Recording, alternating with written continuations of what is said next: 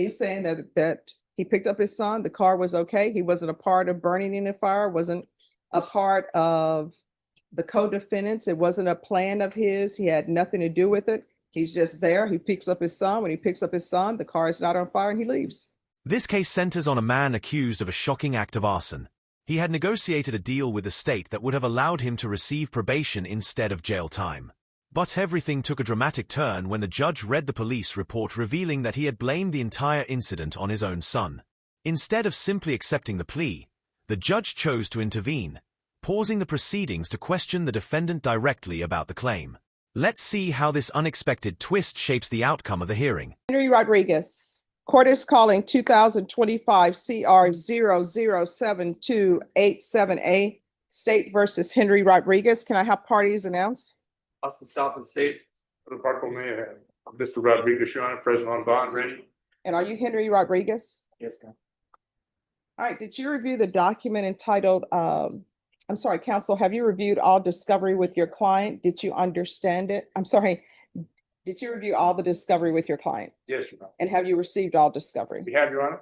Court will find that the state is in compliance with discovery. Mr. Rodriguez, did you review the application for deferred adjudication with your attorney? Did you understand it and sign it? Yes, ma'am. On the surface, it seems like a typical plea deal aimed at avoiding prison time. But pay attention, the judge is about to introduce a job-related condition that's rarely discussed in court. Did you review the true bill of indictment with your attorney? Did you understand it? Yes. Counsel, are you proceeding on the indictment as presented? We're proceeding on the last paragraph, Your Honor, and waiving the remaining paragraphs. Any objection to the waivers? No objection, Your Honor. And any objection to the waiver of the reading of the indictment? None, Your Honor. All right. Did you review the court admonishments with your attorney? Did you understand it and sign it in all the appropriate places? Yes, Your Honor. All right, you're gonna have to answer yes or no. Yes, Your Honor. All right, you're charged with the offense of arson as a second-degree felony. Range of punishment is anywhere from 2 to 20 years in prison and up to $10,000 fine. If you have a plea with the state, the court does not have to follow your plea. If for any reason the court does not follow your plea and gives you more than you bargained for, the fact that you entered a plea will not be used against you, and you will be allowed to withdraw your plea. Did you understand? Yes, ma'am. You have a right to jury trial, a right for you or your attorney to cross-examine and confront any witnesses. The state will call in the right to remain silent.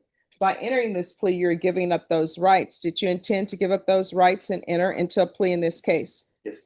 Did you understand if the court were to grant your application for deferred adjudication, if for any reason your deferred adjudication were revoked, the court could find you guilty and sentence you up to 20 years in the prison and up to a $10,000 fine? Did you understand? Yes, ma'am. Counsel, has your client been able to provide you with any defenses? He has, Your Honor. Do you believe he has a rational as well as a factual understanding of the charges against him? Yes. I believe he does, Your Honor. Do you believe he's currently competent and was legally sane at the time of the offense? I believe he is being was, Your Honor. Mr. Rodriguez, has anyone threatened you, coerced you, or placed you in fear to get you to enter this plea? No, ma'am. Anyone promised you anything other than the plea? No, ma'am. Are you satisfied with the way you've been represented? Most definitely. Yes, ma'am. Yes, If you're not a U.S. citizen, by entering into this plea, you will be deported, not allowed re-entry, and denied naturalization. Did you understand? yes, ma'am. Court will find that defendant has knowingly and voluntarily waived his right to jury trial. Did you review the plea bargain page with your attorney? Did you understand it? Yes, ma'am. According to the plea, there's a $2,500 fine. State recommends deferred adjudication. It states you will not accept or maintain employment in the insurance industry or any other position which involves in whole or in part the handling of insurance sales, appraisals, claims, or other transactions, and you will surrender your insurance license with the Texas Department of Insurance prior to entering any plea in this case. Did you understand that to be your plea? Yes, ma'am. Defense? Yes, Your Honor. He has surrendered, Your Honor, for purpose of the record, license pursuant to the agreement. Letting go of his entire career is a huge sacrifice, which shows how much he wants this deal. But that makes the judge's next action all the more surprising. She's about to ask a straightforward question that has nothing to do with the plea, and it could alter everything. Yes, ma'am. Right. And the court has in the paperwork a voluntary surrender of insurance licensing. Sure. And is that the plea? Yes, Your Honor. Did you review the waiver of appeal paragraph with your attorney? Did you understand it and sign it in both places? Yes, ma'am. By signing that, you're waiving your right to appeal. The only items that can be appealed are written pretrial motions that have been filed, heard, and ruled upon by the court. Did you understand? Yes, ma'am. Counsel, are there any such motions? Filed, Your Honor, but not. Outside the agreement, the state is requesting that your deferred adjudication be for a term of 10 years. There'll be a TAP evaluation, 200 hours of community service restitution, the fire safety anti-arson class, and MRT. Did you understand those are recommendations from the state and the court does not have to follow those recommendations? Yes, ma'am. To the offenses charged in paragraph, the last paragraph, how do you plea? Guilty, not guilty, or no contest? State any evidence. State offered State's Exhibit 1, no attachments. We reviewed it, Your Honor, extensively. All right, did you review the waiver and stipulations with your attorney? Did you understand it and sign it in all the appropriate places? Yes, Your Honor. Again, did you understand you have a right to jury trial, a right for you or your attorney to cross-examine and confront any witnesses the state would call in the right to remain silent? Yes, Your Honor. Did you understand that today the state will be presenting evidence in the form of witnesses' statements and police reports, but most importantly, there'll be no live testimony? Did you understand? Yes, Your Honor. Court will find that defendant has knowingly and voluntarily waived and consented to stipulation of testimony and stipulations. Court will accept into evidence State's Exhibits 1 and attachments and review the same. 1 minute, 37 seconds later. All right, after reviewing State's Exhibits 1 and attachments, the court will find there is sufficient evidence to find you guilty. The court will defer finding of guilt as you've applied for deferred adjudication. Are you proceeding with sentencing? We are, Your Honor. Anything you wish to say on behalf of your client? Your Honor, I've reviewed it extensively with my client. My client is gainfully employed, Your Honor. He and his wife own a very successful roofing business. He consulted long and hard about the situation and facts. Asked the court to follow the plea agreement, Your Honor. Only request perhaps, Your Honor, that you mitigate half, perhaps, of his community service as he works about 50 hours a week, Judge. And we'd be happy to pay that to charity. Okay. So, Mr. Rodriguez, why are you burning cars? The defendant clearly wasn't ready for that question and struggles to respond. Meanwhile, the judge remains calm. She holds his police report and is about to reveal the section he hoped would stay hidden. Not for any car. Well, you burned this vehicle. Here's the thing. Do you want a jury trial? All right, so what I'm reading in this is you are part of this plan, I'm assuming, to defraud the insurance company, which means that when a vehicle is burned, for some reason, the insurance company then raises everybody else's rates, not just yours, everybody's. So according to this, you are part of this. And then when they interviewed you, what do? You blame it on your son. There's 4 parties in the case, all charged separately. The wife charged now as well, Your Honor, for fraud. The son is before the court and with other counsel. Yeah.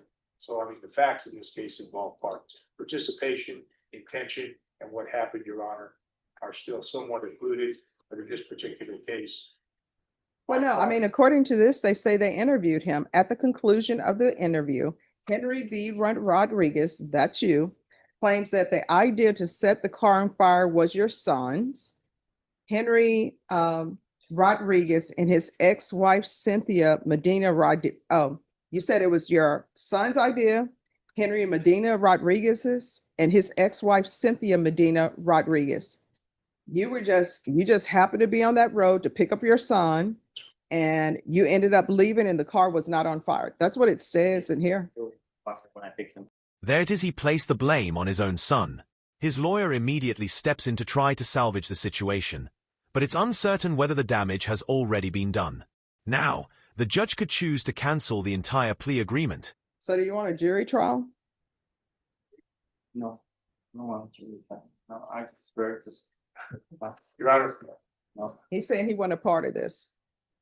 but He's saying that he picked up his son, the car was okay. He wasn't a part of burning in the fire, wasn't a part of the co-defendants. It wasn't a plan of his. He had nothing to do with it. He's just there. He picks up his son. When he picks up his son, the car is not on fire and he leaves.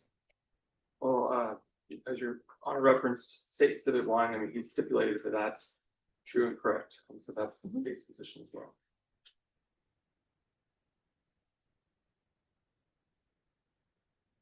You know, people always say when a crime is committed, you can't trust the people you're with, the co-defendants. I don't think they ever thought that the father would say, oh, no, it was my son's idea. I wasn't a part of it. I'm sure they haven't thought, Your Honor, that he'd even be involved in it.